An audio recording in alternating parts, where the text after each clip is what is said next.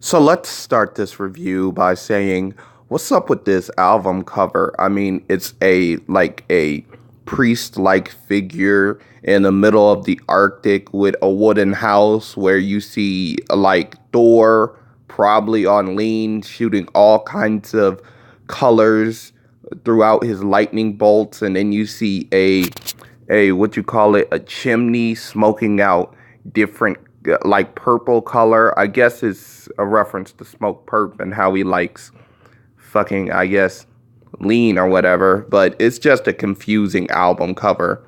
Plus, you have that one little tree that's growing. Plus, you have that one little tree that's growing in the background that's purple. I guess he also likes purple weed.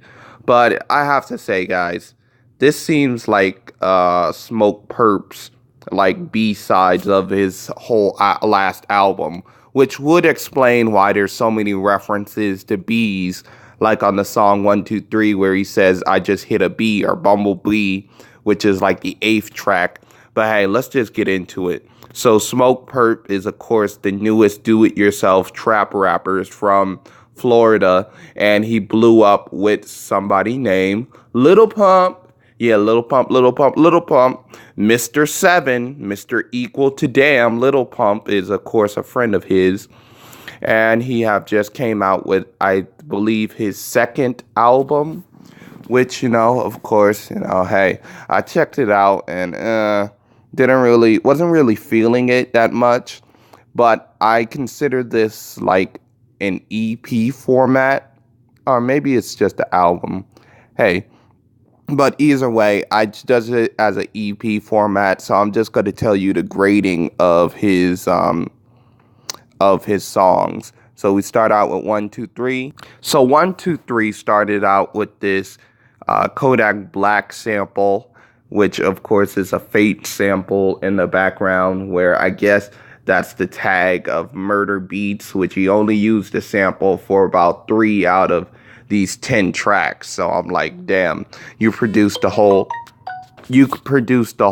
album slash EP, whatever the fuck it is, and you only use that sample for like 3 songs out of 10. Okay.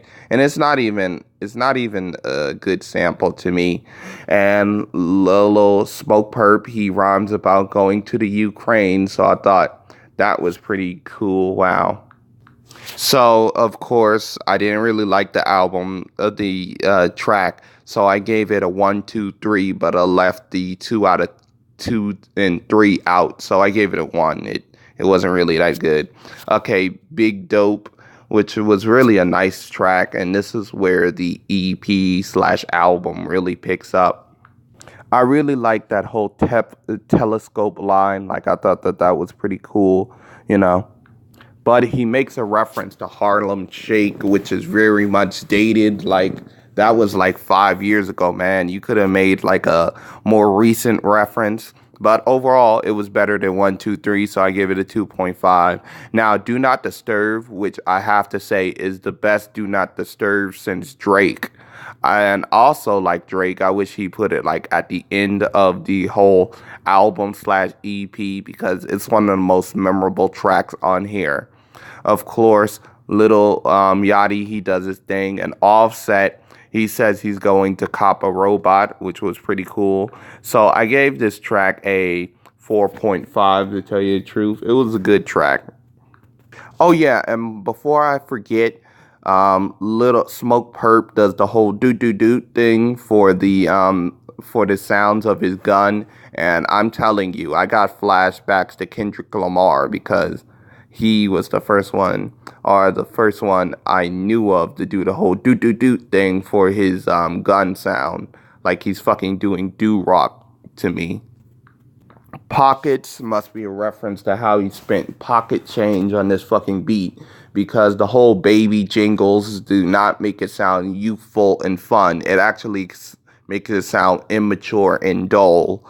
Didn't really care for it. I gave it a strong 1. Didn't really give a fuck about it. Now, Good Habits, even though it's a much more shorter track on the track listing, and towards the end of the album, he really gets fucking lazy. But the whole refrain about doing your girl is a good habit, even though it's cliche. It brings energy and charisma to the whole track. And I really love the whole song, even though it's about like 1 minute. I mean, in that 1 minute, he has a more speedier flow, which I really like. And I really like the song overall. And I also like the line where he says, "I'm in your bitch like a cosmetic." So I gave it the song a 3. MayO, it doesn't really spread for me that much. It's kind of a much more lazier track and didn't really care for it. So I gave it a 2, to tell you the truth. Oh yeah, that line where he says, "My girl sucks my soul," which kind of sucks my dick till she sucked my soul or some shit like that. Really wasn't feeling it, but it does tie up to the song "Pray," which it brings that whole ASAP Ferg charisma and how ASAP Ferg loved to mix religious and also ghetto symbolism together, and it really works for the track. I really love it. And ASAP Ferg prays for everything on this track. I really thought it was cool, and I gave the track a 5. It's a pretty good track. Now, Bumblebee doesn't really sting for me that much. It sounds like somebody kneed Smokepurpp in his nuts when he was recording this. It sounded god-awful, and I did not care for it at all. I gave it a fucking 0. My first fucking 0 ever.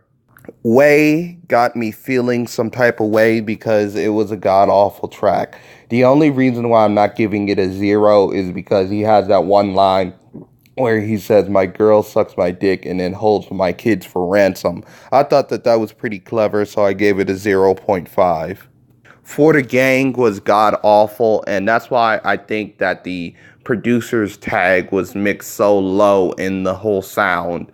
Like, he just heard this track and he's like, no, I'm just gonna put this little tag like as low as I can, as faintly as I can. It was a god awful song, and I didn't really care for it. 0. So yeah, that's how I feel about Smokepurpp newest album, I guess EP, whatever, that is produced mainly by Murder Beats. Some parts I liked about it, others were trash. And that's all I have to say. Please like, subscribe, and share this video. How did y'all feel about Smokepurpp's newest album, EP, whatever the fuck you want to call it? I thought it was pretty god-awful at some parts, pretty good at some parts. And that's how I feel. Peace out.